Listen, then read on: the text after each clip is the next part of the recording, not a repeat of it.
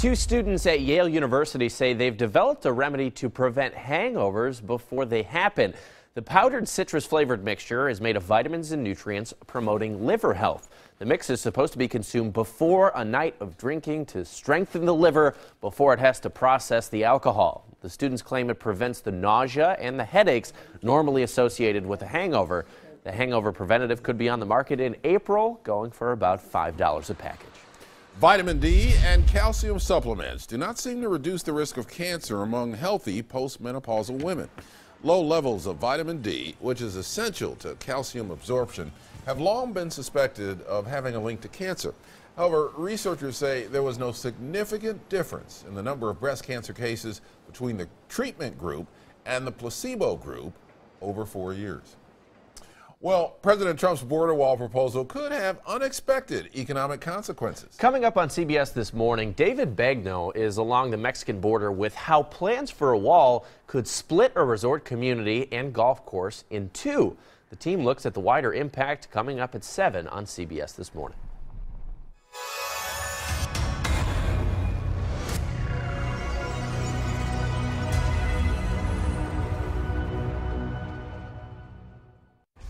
A deadly fire is under investigation after a neighbor spots smoke and calls 911.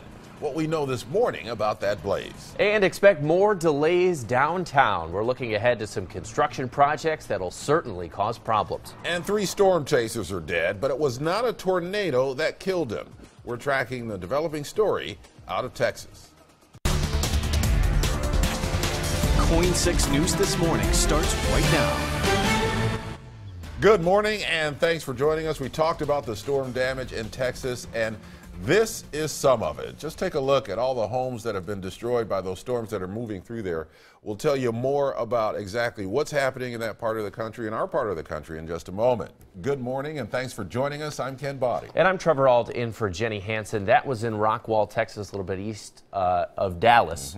We certainly aren't dealing with anything that severe, but Sally Showman said yesterday this will probably be the wettest day of the week. Sally, is that still what we're looking at? Yeah, we'll notice rain increasing over the course of the next few hours. A lot of us catching a break right now from wet weather, but all in all, it'll be a wet and breezy morning. That southerly wind gusting up to about 20 miles per hour here in the Willamette Valley. Showers tapering off this afternoon and evening as the front moves south. So here's a live look at radar.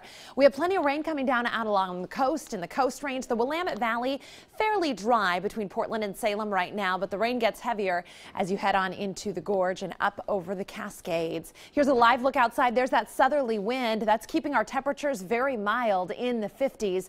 A lot of us in the low 50s and upper 40s early this morning. But Carly, the roads are wet, so folks might want to leave a little extra time. They are wet and they're slow on I-5 southbound, where we've got a backup already from SR 500 to the Interstate Bridge. So rush hour there in Vancouver, but as you notice, the rest of the map looks great, and that's what we've been seeing all week because Vancouver kids are still in school, but it's spring break for Oregon kids, and so it's been really light in the mornings throughout the rest of the Portland metro area.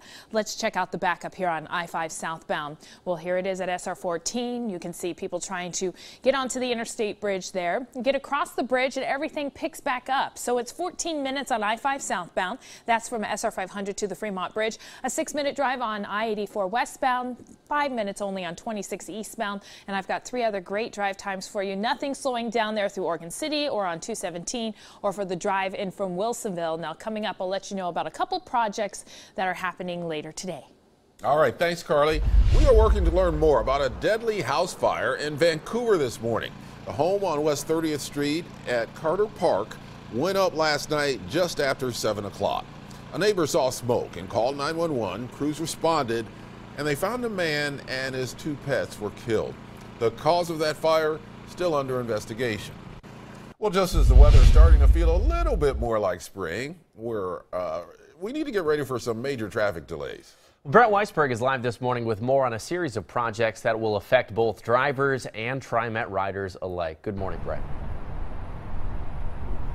Hey, good morning. Springtime usually means construction time. This morning we are alongside the Morrison Bridge here in downtown Portland, and you can see it is all lit up in the color for the University of Oregon. But in the next couple of months, traffic in and around downtown Portland going to be pretty ugly. Starting next week, Multnomah County will start a $6.5 million improvement project on the Morrison Bridge. 4 of the 6 traffic lanes will be closed during the work.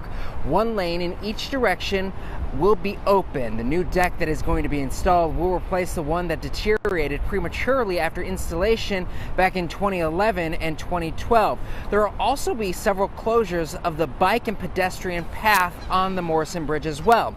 Officials tell us that when one side is closed, the other will be open. Meanwhile, TriMet is also getting ready for a big project themselves happening in downtown Portland. This project is scheduled to run from April 30th through May 20th. Construction work will be happening along the MAX lines between Southwest Morrison and Southwest Yamhill Streets at 11th and 1st Avenue. Now, TriMet says that they're going to have more information as we get closer to that project. Again, that project not expected to start until April 30th, the end of April, but April is going to be a pretty busy month for construction projects, so that just serves as a reminder.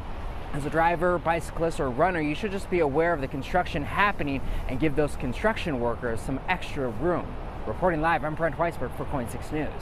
Yeah, it's a good tip, Brent, especially one of the few downsides of moving away from the winter weather is that you're going to see a lot more road construction too, but you kind of have to take the good with the bad in exchange for getting some sunshine and warmer weather. Thanks for the update, Brent. Clark County detectives are looking for the man who robbed a Subway restaurant at gunpoint yesterday morning. This is on Tenney Road in Vancouver. The guy was caught on surveillance video. If you think you recognize him, give the Clark County Sheriff's Office a call. A burglary in Marion County was also caught on surveillance video. The man used a truck to ram through the window of a convenience store that was closed for the night. He stole an ATM by dragging it out with a chain and also made off with some cigarettes. Well, if you use social media, you're going to see the hashtag Black Women at Work today. It is a direct response to what many call racially insensitive comments made yesterday by a Fox News host and the White House press secretary. Well, this all started when host Bill O'Reilly made an offhanded remark about California Representative Maxine Waters, a long-serving Democrat. I didn't hear a word she said. I was looking at the James Brown wig. And White House Press Secretary Sean Spicer also under fire this morning. He had a heated exchange with African-American reporter April Ryan. It seems like you're hell-bent on trying to make sure that whatever image you want to tell about this White House stays, because at the end of the day, let me answer. Okay, but you know what? You're asking me a question, and I'm going to answer it, which is the president. I'm sorry. Please stop shaking your head again. O'Reilly apologized, but not before the hashtag Black Women at Work started taking off. Representative Waters even used it herself. Now, since it launched, Black women all over America sharing their experiences with both outright and subtle racism. 3 storm chasers are dead after a collision in Texas. 2 men in a Suburban and another man in a Jeep died while they were trying to capture video of a tornado developing in Dickens County. Investigators say the driver of the Suburban ran a stop sign. That storm chaser talked about the dangers of his profession in an interview just a few weeks back. The biggest danger out there is the other chasers, and the grandma that's trying to get her kids. The tornado sirens are going off, and she's trying to get them to safety. You know, you've got to watch out for everybody out there. Well, that's tough to hear. Well, 2 of the men who were killed were working freelance for the Weather Channel. Video out of Texas shows part of the massive storm system those chasers were following. This is video out of nearby Seymour, Texas, where hail and lightning accompanied several funnel clouds. These major storms have left as many as 200,000 people without power.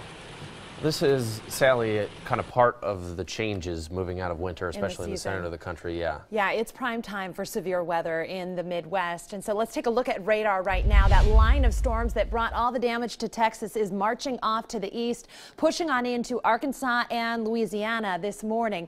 Now, every day, a convective outlook is issued by the Storm Prediction Center, and you can see the bullseye, the best chance there in the middle, an enhanced risk of severe weather, the possibility possibility of severe thunderstorms there, large hail, very gusty wind. So we'll continue to track severe weather down in the south and through Texas today. So here's a look at our radar. Things are much quieter around here. We do have a cold front moving through, but for now there's a lull in the action between Portland and Salem.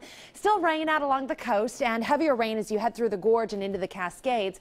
Here's that front moving through. So I think the rain is going to pick up the next hour and a half, 2 hours. It'll turn moderate at times throughout the morning hours, especially early morning hours, and breezy conditions continue as well. Then later on this afternoon, this is noontime. It looks like the front is primarily to the south and east of the Portland metro area. Potentially some breaks in the action this afternoon. In fact, I think the evening drive will be a lot drier than the morning drive. This is 6 o'clock tonight, and you can see there's kind of a donut hole there with drier weather in southwest Washington and northwest Oregon. So what to expect today across the region? Wet and breezy out along the coast. I think in general, steadier rain this morning, tapering this afternoon.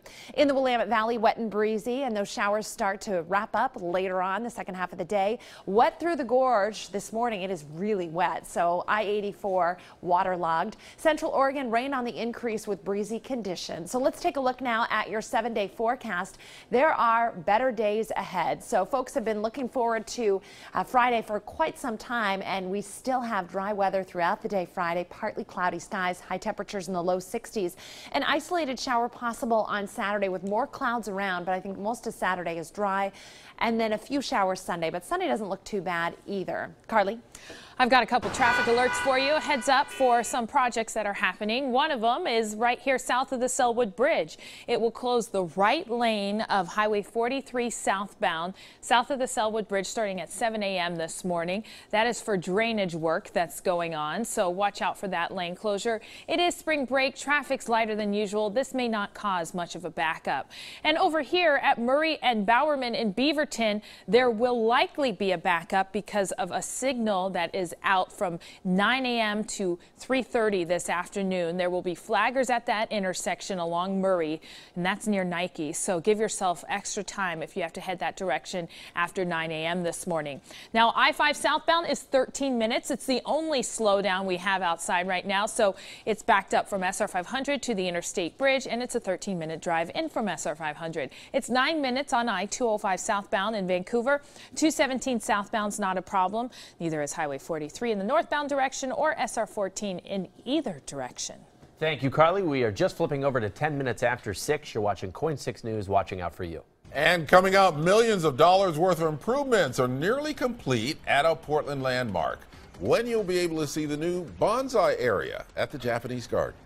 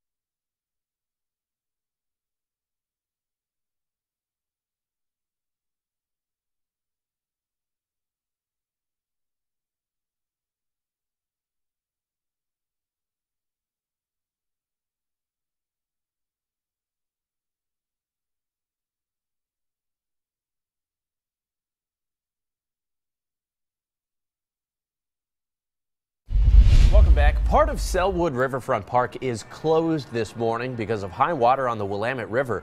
Picnic tables and trash cans along the riverfront are just inundated. The floating section of the East Bank Esplanade is also closed because of that high water. An expansion of Portland's Japanese Garden is opening this weekend. The $33 million project includes a new bonsai terrace and a tea cafe. It took 2 years to complete. The expanded Japanese Garden opens on Sunday. Well, the Oregon Ducks men's basketball team leaves for Phoenix today to play in the Final Four. The team hit the court in Eugene yesterday for a final practice at home before Saturday's big game against the North Carolina Tar Heels. They're talented, but they want to be a good team. They're unselfish. And the thing that probably sets them apart, and Dylan's a big part of it, but the other guys, they're very competitive. KOIN 6 News is your home for all things Oregon Ducks. Starting tomorrow morning, our NCAA coverage live from Phoenix begins with Jeff Gianola, David Solano, and Cole Miller. We'll have a Duck special at 7 o'clock on Friday, and you can catch the game right here on KOIN 6 on Saturday evening. Tip-off is at 5:49, and once the game is over, stay tuned for our post-game show. Go Ducks. Yeah, it's going to be great. A lot of 78 years since their last Final Four appearance, I believe. Yes, the Tall Forwarders, and they won it. They won it all. Right. The first year of the tournament. First year of the tournament. Yeah, absolutely. So be nice to bookend it with a championship a nice long right gap. now. Yeah. Before World War II, the last time this happened. Pretty impressive stuff. All right, we want to get a check of your weather and traffic. Carly Kennelly's up first. I know we've had wet roads all morning. Wet roads, a pretty quiet commute because of spring break, which is what we've seen all week long. But it's not quiet in Vancouver. Vancouver's really backed up on I-5 southbound. You can see the delay there on the map. It's that one line of really deep red there up in Vancouver where it shows traffic is bumper to bumper from Maine down to the Interstate Bridge. The average speed is 9 miles per hour. So that's your I-5 southbound commute, which is pretty typical right now. I-205 southbound hasn't slowed if you want to use that to get around. Now look at this. This is an accident reported at Columbia and Vancouver Avenue. Watch out for it there. Looks like a little bit of congestion along Columbia. 26 eastbound is only 5 minutes. It's smooth sailing on the west side. No problems on the way down the hill to I-405. And you won't find any delays northbound on I-5 driving in from Wilsonville this morning. Check out the commute on I-84. Okay, so there's a little bit of slowing, but it's not much. It doesn't last long. It's right there around 82nd. After 82nd, it picks back up. So 6 minutes only in from I-205 and 16 minutes on I-5 southbound from SR 500 to the Fremont Bridge with all the slowing there on the Vancouver side. Sally? Carly, I don't need to tell you. I know you've been dealing with the snarled commutes because of all the wet weather, but it has been really wet this March. We're up to 7.2 inches of rain. That's almost 4 inches above average. And this morning with the rain overnight, we now moved into 4th place, the 4th wettest March on record, potentially moving up that list even more so throughout the day today. The wettest March on record happened just a few years ago, 2012, with 7.89 inches. Here's a look at radar. So some of us are wet, others of us are dry. Right now between Portland and Salem, mainly dry, but then rain picks up as you head down south toward Eugene. We also have rain out toward the Coast Range and along the coast, heavier rain in the Cascades and through the gorge, and even east of the Cascades.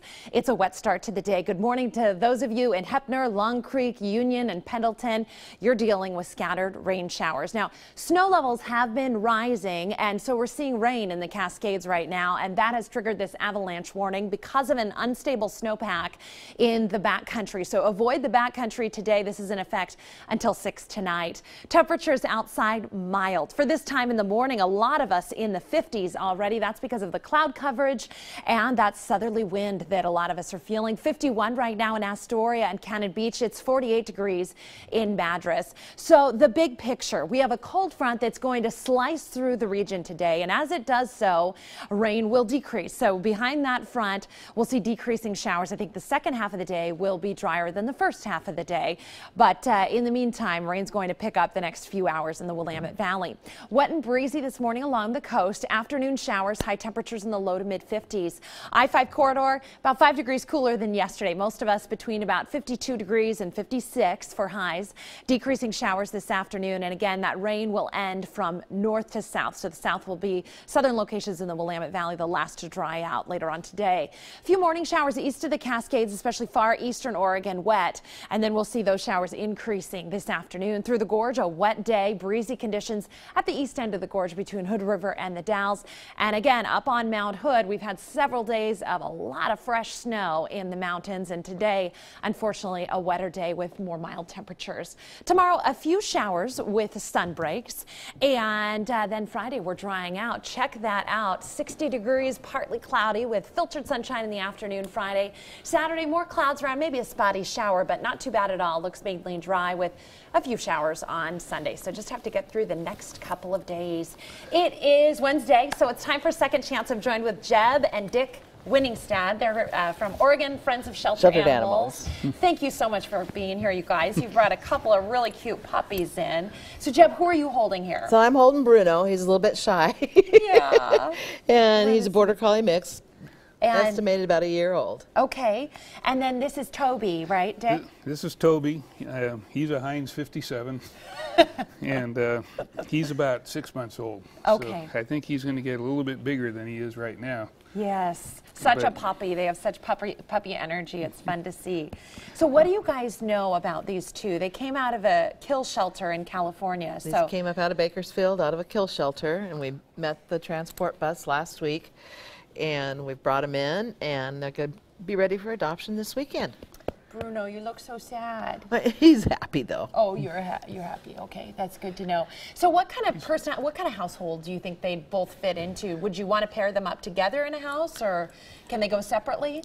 Yeah, they can definitely go separately. They did come up together on the bus, and right now they're sharing a kennel together, and then they've been staying at our house as fosters together. But yeah, they're both really nice dogs, nice dispositions, and they'd love kids. Mm-hmm. So. They're good with kids, and they're also good with other dogs. We have other dogs at our house too, and they play with them. And that's really good to know. Yeah. How's the training going? Potty training and doing good. So Toby needs just a little bit more work, and Bruno's doing really good. Yeah. Oh, that's great to know. Well, if you want a cuddle bug, I think Bruno's for you. I think, yeah. If you want a dog to run with, maybe Toby's for you. So if you want more information on these two, contact Oregon Friends of Shelter Animals. Their phone number 503-747-7818, or you can find them on the web www.ofosa.org. Someone's ready to play over here, you guys. Thanks for being here. Thank you. Thank you. Have a great day. Back to you. All right. Thanks a lot. Now, time now is 6:20. You're watching KORY 6 News, watching out for you. The Brexit begins. An update on Britain's departure from the European Union and its potential impact on the global economy as a whole.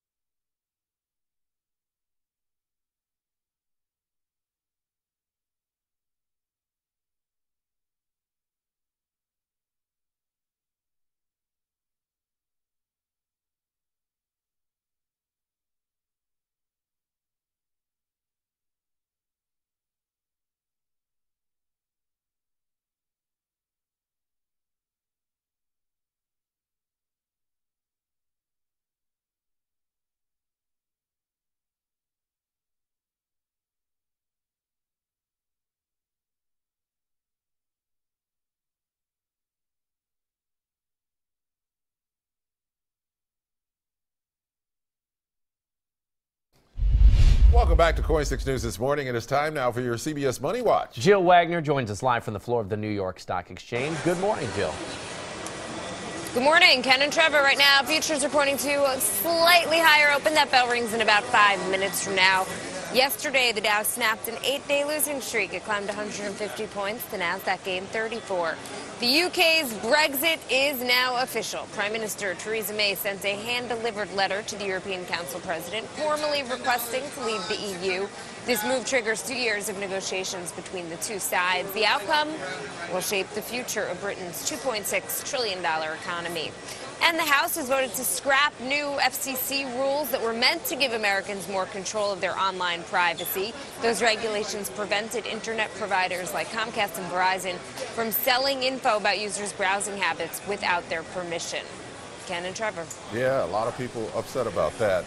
Jill, we hear that there's a shady operation going underway at Crayola. What's happening? Yeah, the company will retire one of the colors in its classic 24 crayon box. They aren't saying which one yet. The announcement will be live streamed on Facebook Friday, which, in case you didn't know, is National Crayon Day, of course. Kevin Jeffrey. All right, well, thanks for the reminder of that. Jill, I got to ask, I saw news of a reported merger on my social media feed that you got engaged, right? I did, yes. Yep, I got engaged this weekend. Total surprise. Very, very excited. Well, good. Congratulations. Congratulations to Jill Wagner. Thank you. Thank you. All right. Thanks a lot. That's your CBS Money Watch. The time is 6:26. You're watching KOIN 6 News, watching out for you. An alarming new report about Oregon's Department of Human Services, why critics say it's failing the state's children. And a dramatic rescue caught on camera where fire crews saved the life of a man trapped by flames.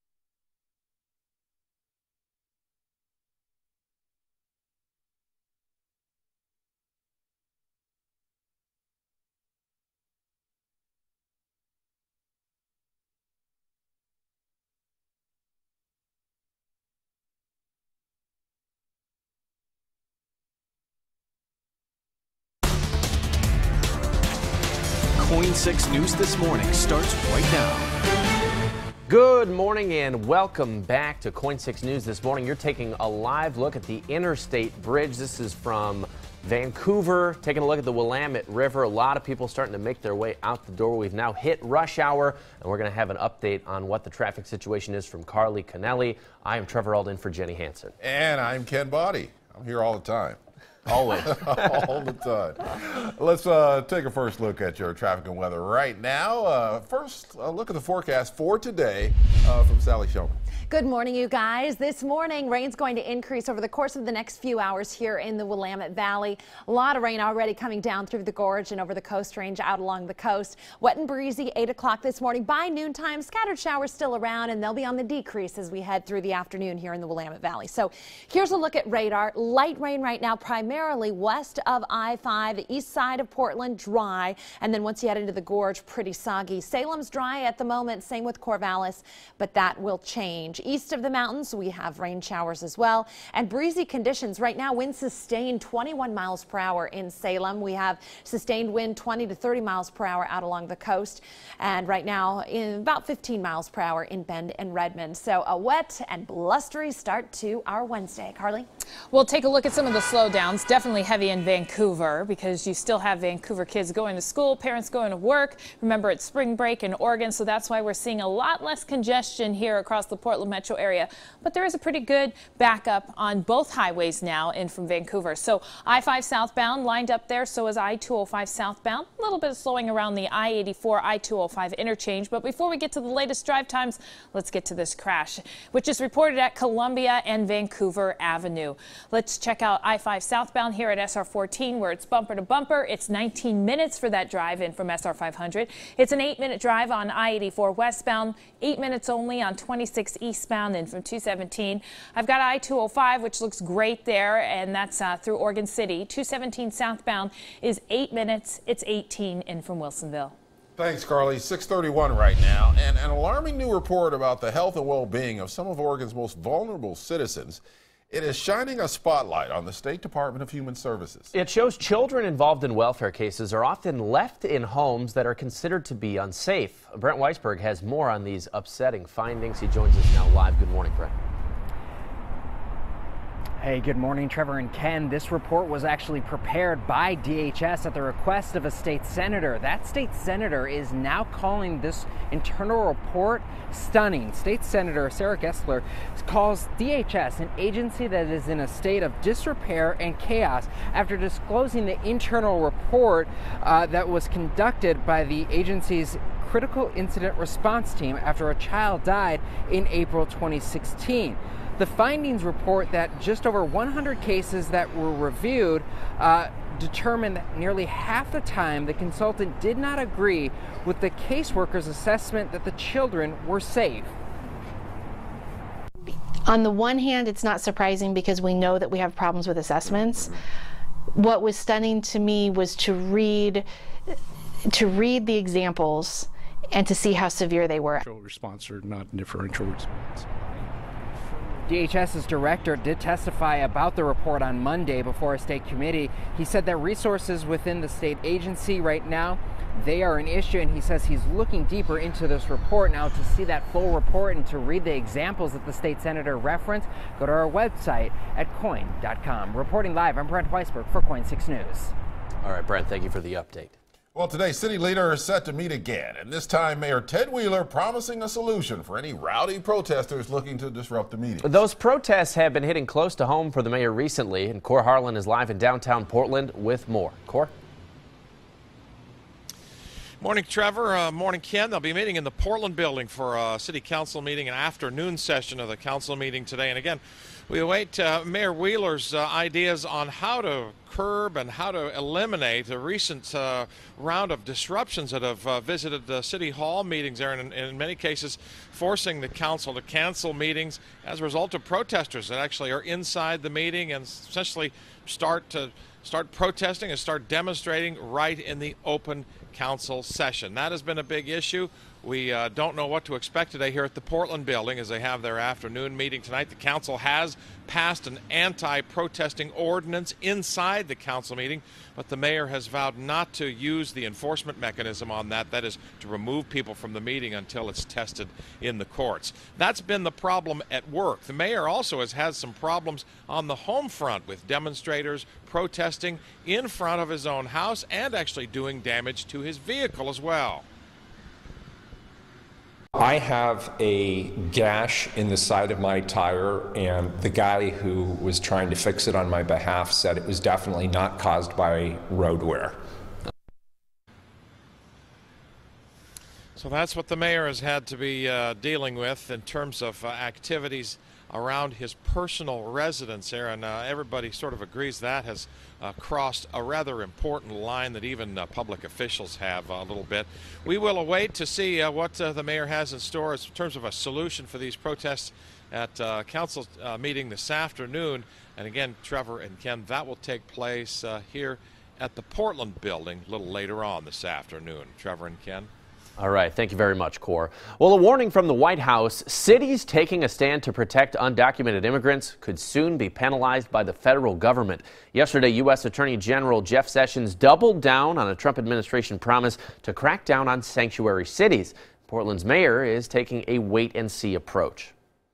When the Trump administration says they're going to move forward on something, first of all, I'm not going to take that at face value. Mayor Wheeler says Portland's sanctuary status is consistent with state law.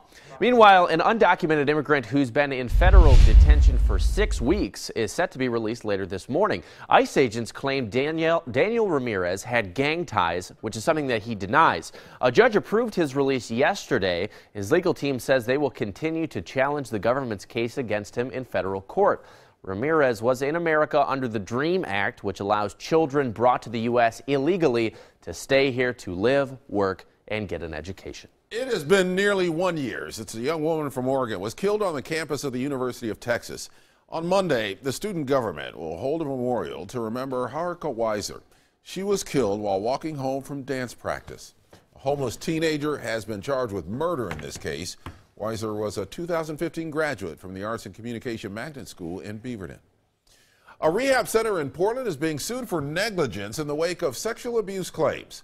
A group of 4 former patients say administrators at the West Hills Rehabilitation Center did not adequately investigate allegations of abuse by one of its former employees. That man, Adelalu Makonnen, is now serving time for sexual abuse of patients at a different facility. I think this just is exposure to a rampant situation that needs to be taken care of. Makonnen was also fired from Providence St. Vincent Medical Center after 9 women accused him of sexual abuse there. West Hills Rehab Center says the allegations are false and that it complied with reporting requirements. The massive cyclone that struck northeast Australia yesterday left a trail of damage in its wake. Some new video shows boats washed ashore, trees downed, and homes damaged. Cyclone Debbie hit Australia with winds of up to 160 miles an hour, but quickly lost steam once it moved inland. 2 inmates have been killed in a prison riot in Mexico. At least 13 others were hurt in this uprising. It started as inmates complained about a lack of food and water. The prison is located outside of Monterey. A Massachusetts firefighter is recovering after risking his life to save an 82-year-old man trapped in an apartment fire. The rescue caught on camera. Flames had pushed the man out onto his 3rd-floor porch where he was stuck in a corner. First it was black smoke and then an orange glow, and then the flames started shooting out. And then at the same time we noticed a older gentleman on the front porch, and he was kind of slumped over. Firefighters were able to save that man by bringing him down a ladder. One suffered burns to his face and is now in the hospital with minor injuries. The cause of that fire under investigation. Oregon State Police are going to follow up with a hiker who rescued a bear cub earlier this week. Corey Hancock says he thought this animal was going to die when he found it near the Santiam River on Monday night. And Hancock thinks his efforts may have helped save the bear's life. But interfering with wildlife can be illegal. That bear's now in the care of the Oregon Department of Fish and Wildlife, and their experts say if you ever find an animal in the wild, you should call for help, and a biologist can come out and investigate. Yeah, it sounds like he thought he was doing the right thing, but you just can't deal with wild animals in that manner. Yeah, it's a tricky kind of gray area. Always a smart idea to make the phone call first. Make the phone call, yeah. Time now, 6:39. You're watching KOIN 6 News, watching out for you. Well, traffic has the ability to really push people's buttons. We'll tell you why supporters of a new bill in Salem say their plan will make for a more peaceful commute. The vast majority of afternoon highs so far this month have been in the 50s, only 2 days in the 60s, but I have 2 more days in the 7-day in the 60s. So looking forward to warmer, drier weather. I have details after the break. Coming up, I'll show you how long it will take to get through some of the slow spots, and I'll let you know about a couple of traffic alerts that may slow you down.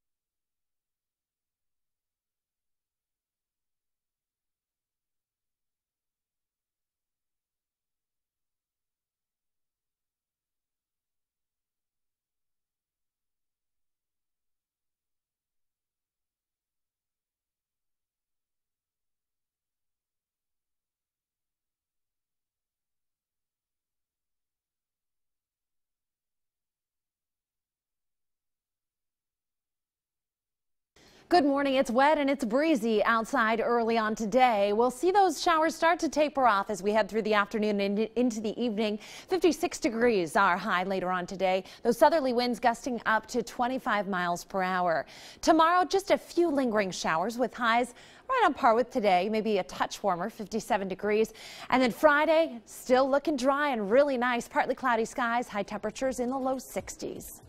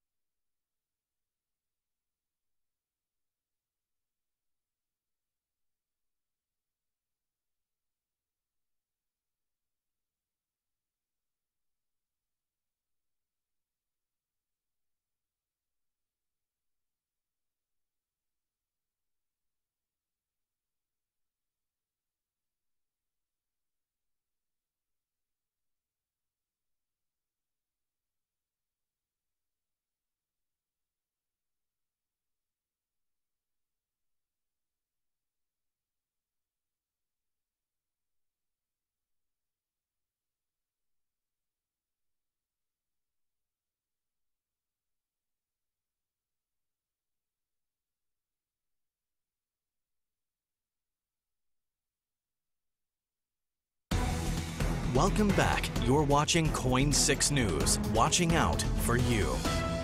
The answer, my friend, is a blowing in the wind.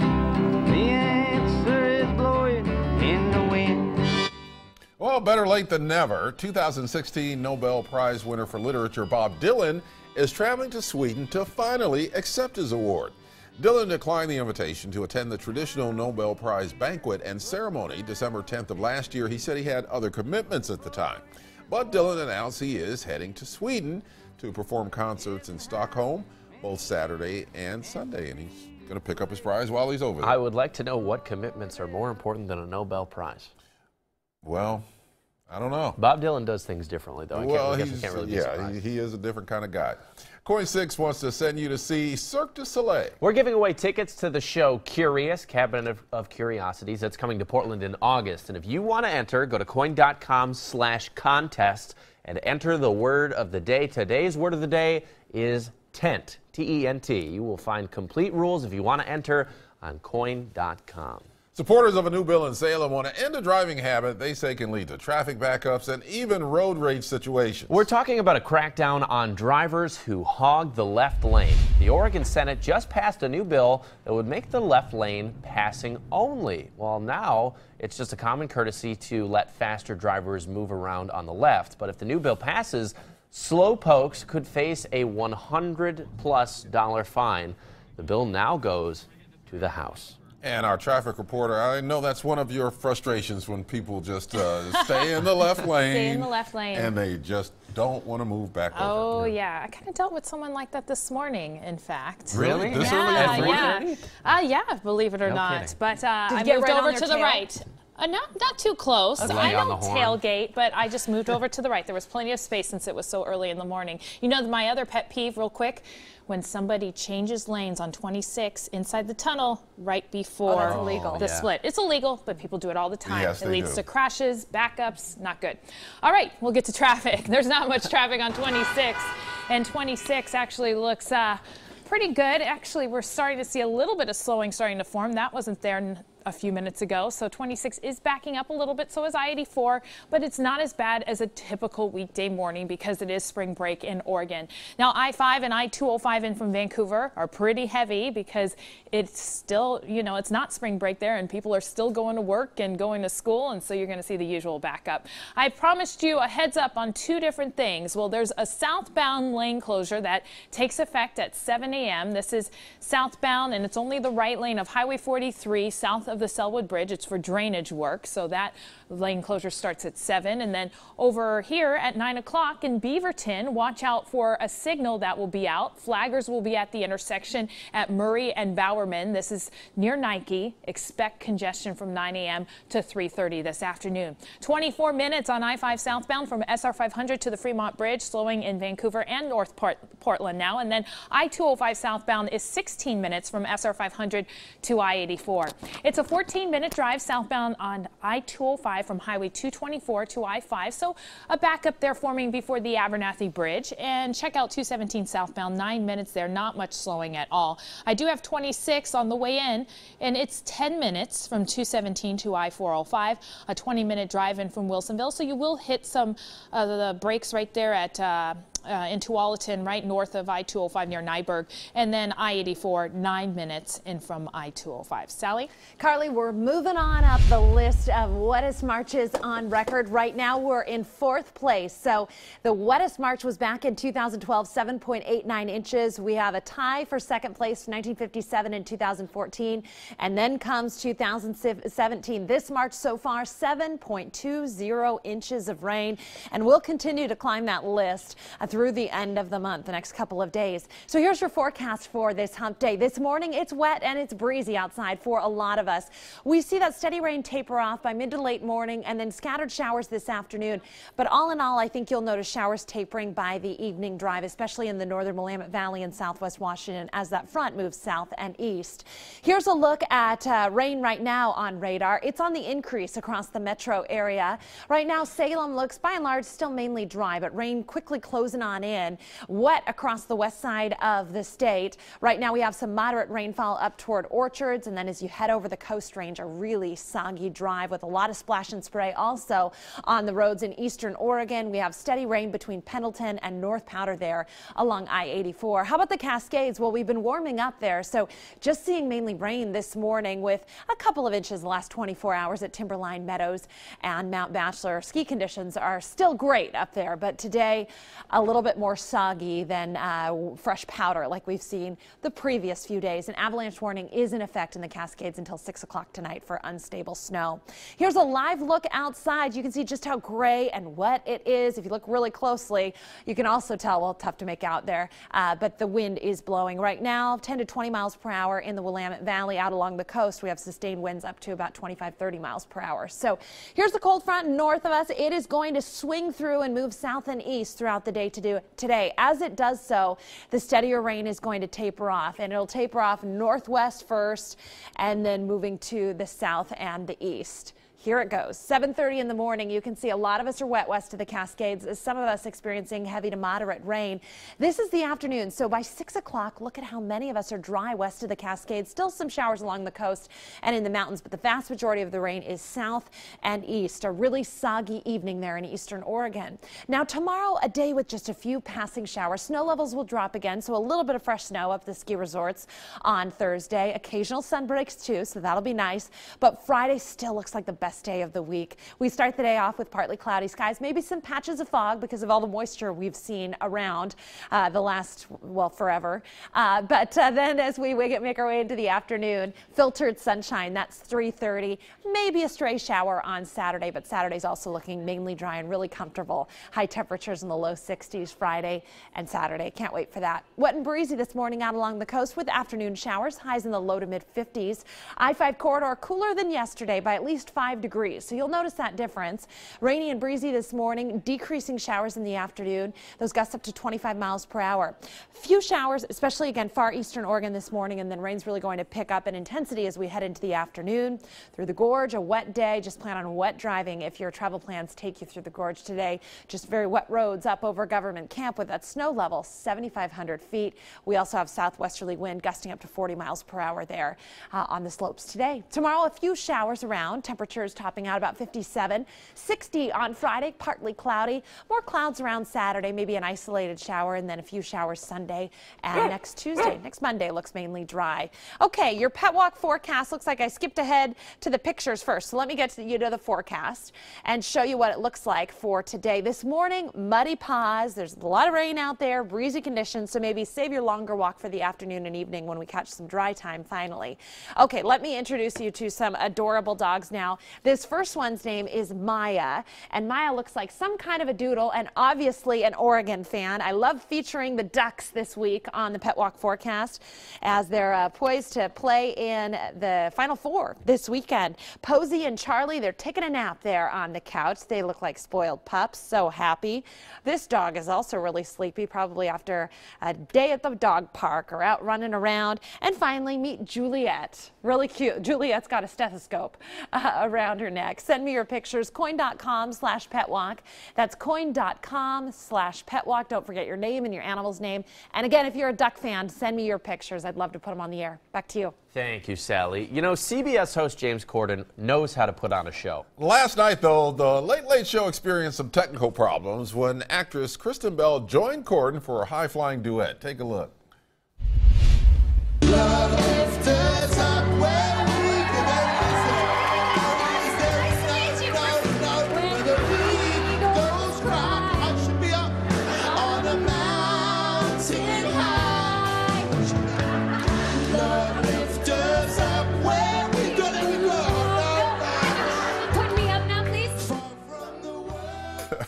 The song Up Where We Belong was originally recorded for the movie An Officer and a Gentleman. Belle's voice, of course, can be heard in living rooms and on family car trips across America. She was the voice of the main character in Frozen. We'll be right back.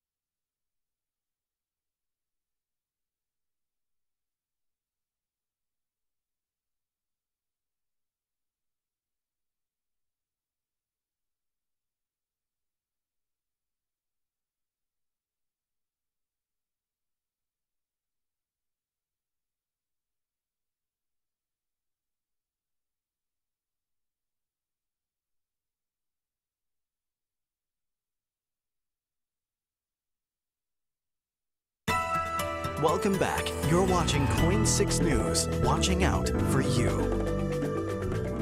We're 5 minutes before the top of the hour now, and you are looking at the North Carolina Tar Heels arriving in Arizona this morning for their big game against the Oregon Ducks in the Final Four. The Heels arrived actually last night. The Ducks head to Arizona today ahead of Saturday's game. Now, this will be a big game, the first time the Ducks have played in the Final Four in almost 80 years. Going to be really exciting, and our NCAA coverage live from Phoenix begins tomorrow with Jeff Gianola, David Solano, and Cole Miller. We sent all three of them. Plus, we will have a Duck special at 7 o'clock on Friday, and you can catch the game right here on KOIN 6 and CBS on Saturday. Tip-off at 5:49. And once the game is over, you want to make sure you stay tuned for our post-game show. And, of course, you can always head to KOIN.com for all of our Ducks coverage. And we're looking ahead to midweek with the weather and the traffic, and start out with a look at the forecast. Yeah, the weather will improve later on this week, but not so much today. Mostly cloudy skies with rain this morning, breezy conditions.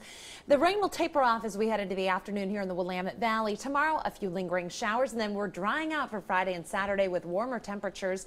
A few showers return on Sunday. And take a look here at 26 in the westbound direction just before 217. We've got medics with a possible medical problem there on the shoulder. It's distracting drivers, though. And here are your latest drive times. I-5 southbound, 24 minutes in from Vancouver, 10 minutes on I-84 westbound, 10 minutes on 26 in from 217. All right. Thanks, Carly. Well, don't go anywhere. CBS This Morning coming up in just a few minutes with a look ahead to the upcoming Academy of Country Music Awards show. We'll see you back here at noon. Have a good day.